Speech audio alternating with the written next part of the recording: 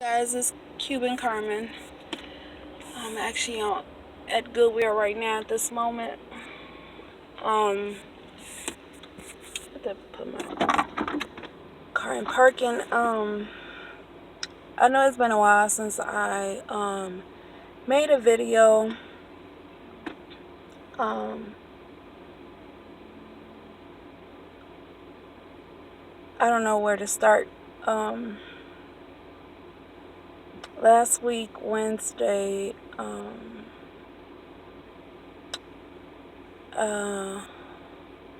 it felt like a nightmare. It really did. It felt like, I don't know, like I wasn't there. Um, I, my,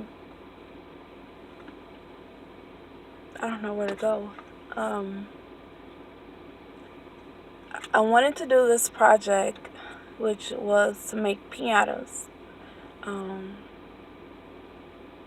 a piñata is where, if you guys don't know what it is where you stuff this candy and they're like made out of paper, and you can make Party City sells them. They have them at Walmart, and they got like different, and they're made out of paper, and you stuff candy in them, and you break them with a stick, and you have kids have turn, and whoever breaks the paper piñata, all the candy comes out.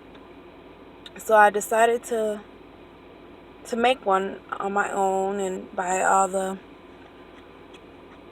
stuff to make it. And Wednesday,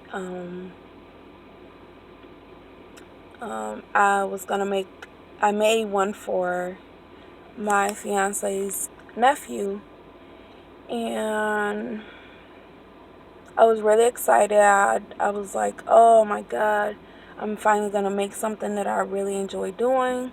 And I was just very motivated that I was gonna do this.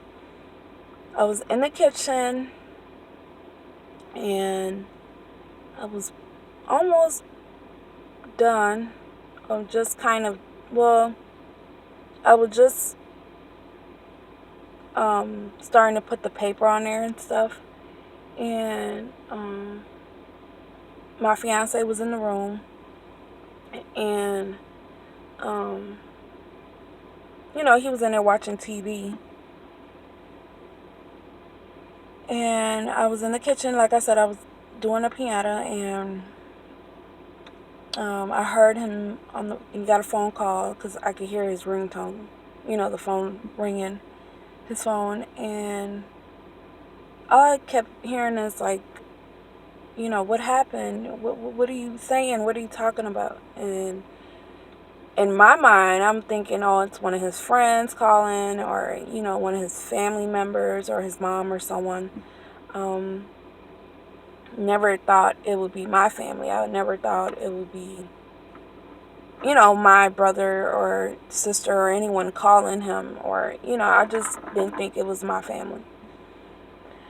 Um, so he got up and he got off the phone, and I kept asking him, what's wrong? What happened? Who was that? And he's like, um, I'm so sorry. That's all he kept saying. He's like, I'm so sorry. And I'm like, what are you talking about? And he's like, he's like, he just came close to me and he kind of hugged me, and he was like, you know, your your brother just got murdered. And I'm like, I just fell out. Like I didn't know what to think. I didn't know what to say, or I just kept saying, no, it's not true. No, it is. I'm like, I just kept saying, I can't. I don't know what I said, but I wasn't there at that. Like I felt like I was not there. And I could not believe it. Like it felt like a dream. It felt like I don't know what it just, I couldn't believe it. So I finally calmed down and um, got on the phone with my sister, and I couldn't focus. I couldn't, like, I broke down again, and I just asked her, like, what happened, and she just said somebody tried to rob him, and um,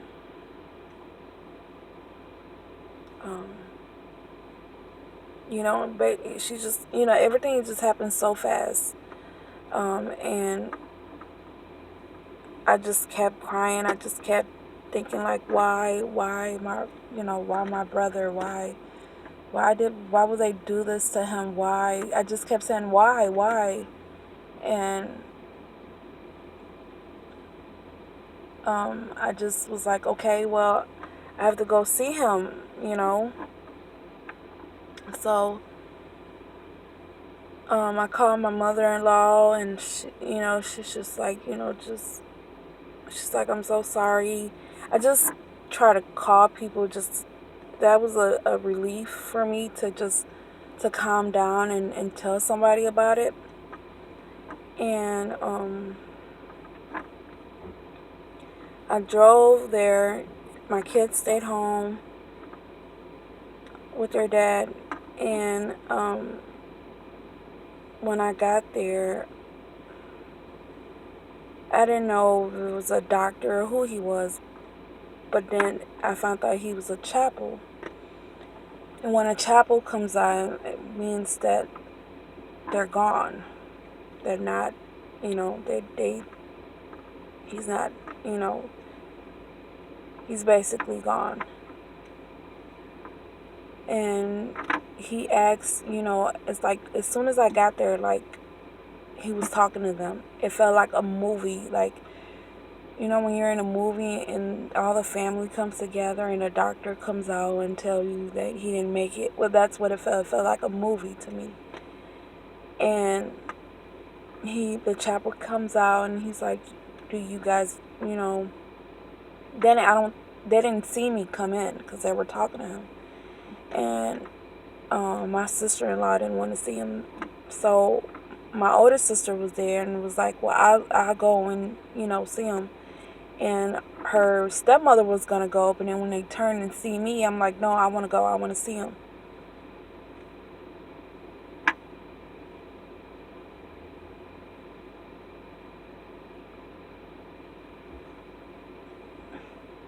Well, I go in.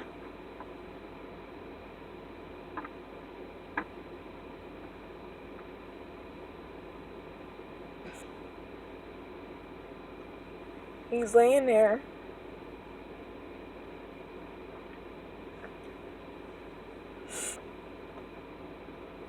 With a tube in his mouth. Like he was asleep. And I stood there and I just kept saying, you're gone. And no, I just kept saying no.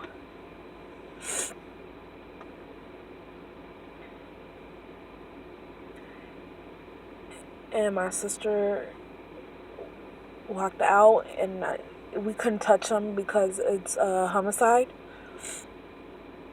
So the chapel warned us if we try to touch him that he will have to, hold us down and, basically just kind of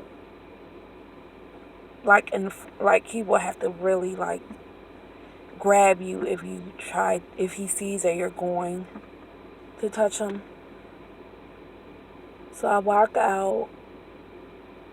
My niece, everybody was there. My niece, her grandmother, my sister, my little sister. Well, she's the little sister in the family, but she's 27 or 26. And we all in the waiting room waiting to hear what happened or what, So the doctor, they tried to save him, said they did what the best they could. They had to open him up and massage his heart to see, to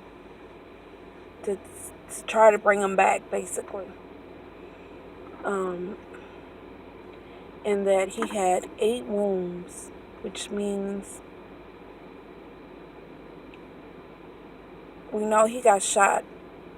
He got shot, we're not sure if it was 4 times or 8 times. So they say 8 wounds, but they're not sure if it was, like I said, 4 shots or 8 shots. And the reason why you're not sure is because the bullet could have came in and out, and he could have just got shot 4 times, and the bullet could have came in and out and had 8, and that's how he got 8 wounds. So he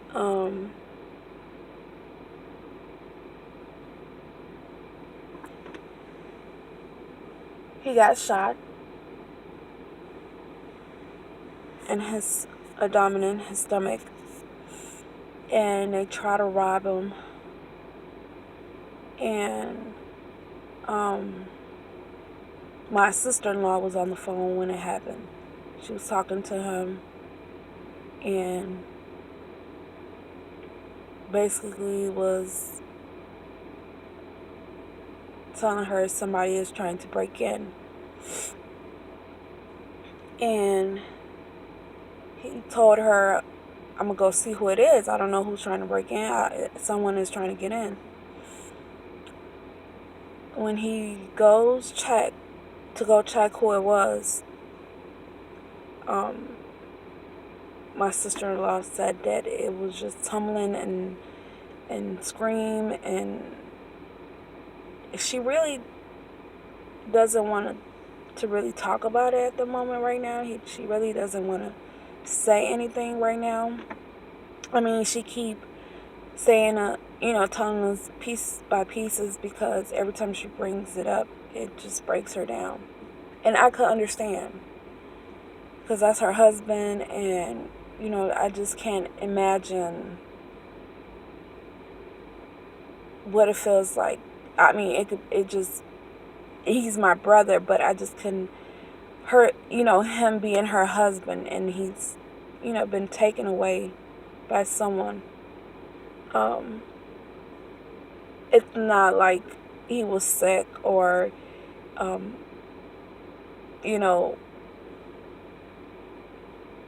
he had cancer or anything like that. It was someone took his life. And I can't, like I said, I still can't believe it. It happened Wednesday last week. His birthday was Friday.